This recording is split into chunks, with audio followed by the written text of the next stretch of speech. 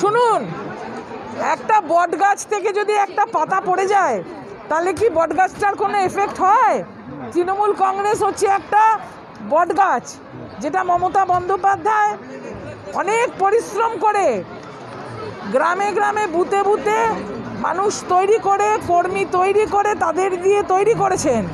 সুতরাং এটাতে একটা পাতা ঝরে গেলে কিছু হবে না।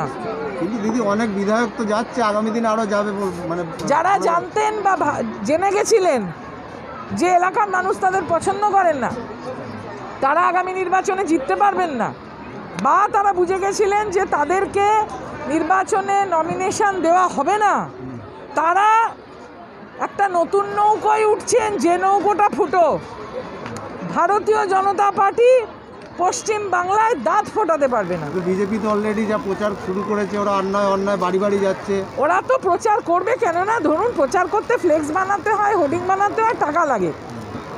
ওদেরকে জিজ্ঞেস করতে হবে যে পিএম কেয়ার ফান্ডের টাকাটা কোন খাতে খরচা হচ্ছে, এবং ভারতবর্ষের যে কয়েক লক্ষ কোটি টাকা বিদেশে পাচার করলো ওনাদের বন্ধুরা, সেই টাকাটা ঘুরে ওনাদের কাছে কোন কোন খাতে খরচা হচ্ছে, সেই টাকা দিয়ে ফ্লেক্স লাগিয়ে প্রচার করতে পারেন।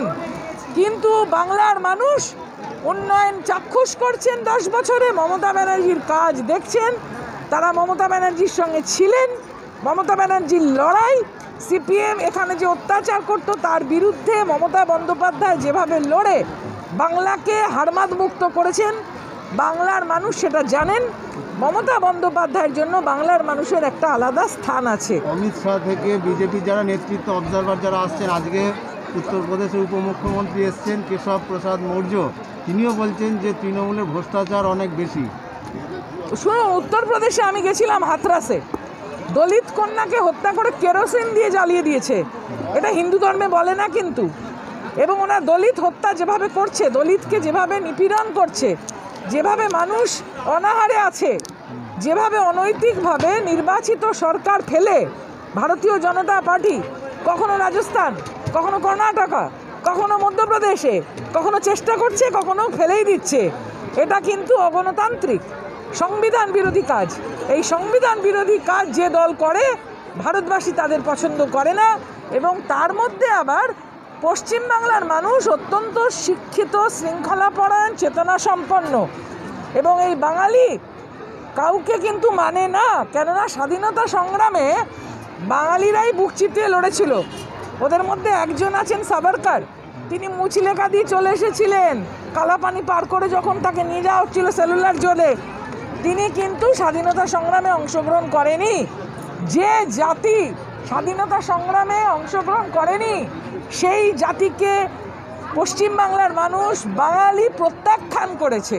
ওনারা নিজেরা এখানে জমি খুঁজে পাচ্ছেন না পায়ের তলায়, তাই জন্য মমতা বন্দ্যোপাধ্যায়ের দল ভাঙিয়ে ভাবছেন বোধহয় খুব কিছু করবেন। শুভেন্দু এতদিন যেটা বলেননি, কালকে নতুন দলে গিয়ে বলেছে তোলাবাজ ভাইপো হটাও। আর উনি কি, এক্ষুনি তো সাংসদ কল্যাণ ব্যানার্জি বলে গেলেন যে কল্যাণ ব্যানার্জি ওনাকেই ভাইপো বললেন। হলদিয়াতে ট্রাক চললে ওনার কাছে কি যায়, এইসব খবর আসছিল বলে উনি বুঝতে পেরেছিলেন উনি জিততে পারবেন না। উনি ভাবছেন বিজেপিতে গিয়ে জিতবেন, বিজেপিতে গিয়ে ওনার জামানত জব্দ হবে।